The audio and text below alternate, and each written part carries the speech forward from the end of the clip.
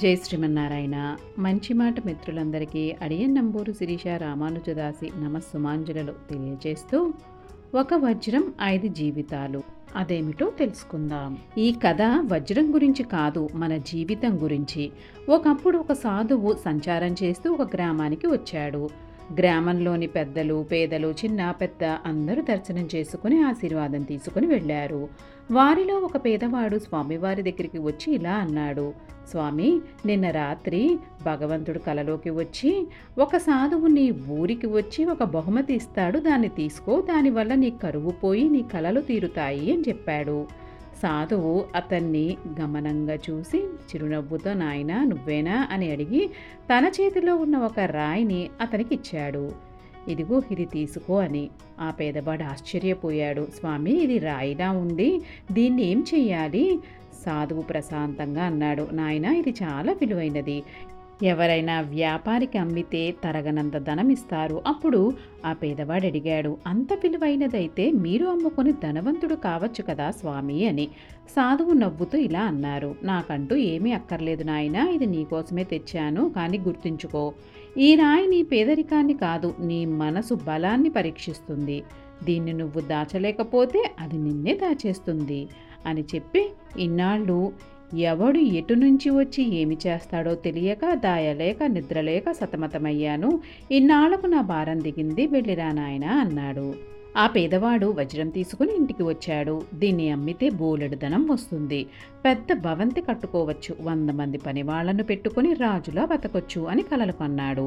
కానీ అతని మనసులో ఓ చిన్న భయం కూడా కదిలింది.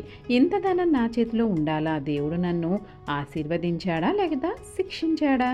వజ్రాన్ని ఒక పెట్టెలో భద్రంగా దాయబోతుండగా భార్య వచ్చింది. ఏమిటని అడిగితే అంతా చెప్పాడు. ఆమె కళ్ళు మెరిశాయి. ఇన్నాళ్ళు పేదరికం మమ్మల్ని తొక్కింది, ఇప్పుడు ఆ వజ్రం మన వంతు, తీసుకోవాలి, దీన్ని అమ్మి నగలు, చీరలు అన్నీ కొనుక్కుందాం అని వాదన పెట్టుకుంది. ఇద్దరూ గొడవ పడుతుండగా తాగుబోతు కొడుకు అక్కడికి వచ్చాడు. విషయం తెలుసుకొని ఇది నాది అని ఇద్దరితో గొడవ పడ్డాడు. తాగిన మైకంలో తల్లిదండ్రులను చంపేశాడు. తల్లి తండ్రి శవాల పక్కనే వజ్రం మెరిసింది, కానీ అతనికి రక్తం కనిపించలేదు, మద్యం మాత్రమే కనిపించింది. వజ్రం తీసుకుని వ్యాపారి దగ్గరికి వెళ్ళి తాగుడికి సరిపడా ధనం తీసుకుని వెళ్ళిపోయాడు. వ్యాపారి మాత్రం లాభం వచ్చింది అనుకుని వజ్రాన్ని ఇనుప బీరువాలో భద్రంగా దాచాడు. ఈ విషయం తెలిసిన రాజభటులు వచ్చి తాగుబోతును వ్యాపారిని బంధించి రాజు ముందుకు తీసుకువెళ్లారు. రాజు వజ్రాన్ని చూసి దాని విలువ వెలకట్టలేనిదని గ్రహించాడు. అది సాధారణ వస్తువు కాదని తెలిసి దానిని తన కిరీటంలో అలంకరింపజేశాడు. అప్పుడే రాజు ఇలా అన్నాడు, వజ్రానికి తగిన స్థానం కిరీటమే కాదు, విలువ తెలిసిన తల. ఆ వజ్రానికి తగిన స్థానం దొరికింది. సాధువుకి అది ఒక రాయి, పేదవాడికి అది ప్రాణాల ఖరీదు, తాగుబోతికి నెల రోజుల మత్తు, వ్యాపారికి లాభం తెచ్చే వస్తువు, రాజుకి రాజసిక అలంకారం. సంపదలు కూడా అంతే. విలువల తెలియని చేతుల్లోకి సంపదలు వెళితే కుట్రలు, కుతంత్రాలు, హత్యలు, ఘోరాలు పుడతాయి. సంపద ఎవరి దగ్గర ఉంటే అందరికీ ఉపయోగమో, విలువ తెలిసిన మనసు వారి దగ్గరే ఉండాలి. చిన్న వయసులో సంపద విలువలను తగ్గిస్తుంది, అహంకారం పెంచుతుంది, చివరికి సర్వనాశనం చేస్తుంది. ధనం మూలం ఇదం జగత్ సంగతేమో కానీ ధనం మీద ఆశ వల్ల సర్వం నాశనం. కళ్ల ముందు ఎన్నో ఘోరాలు నిరంతరం జరుగుతూనే ఉన్నాయి. పిల్లలకు సంపదల కలలు కాదు, విలువలు నేర్పాలి. సంపదల వల్ల అహం పెరగకూడదు, సంపదల వల్ల మదం పెరగకూడదు.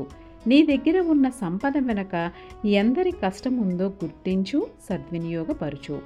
సంపద చేతిలో ఉంటే ప్రమాదం కాదు, విలువలు లేకపోతే అదే శాపం. సర్వం శ్రీకృష్ణార్పణమస్తు.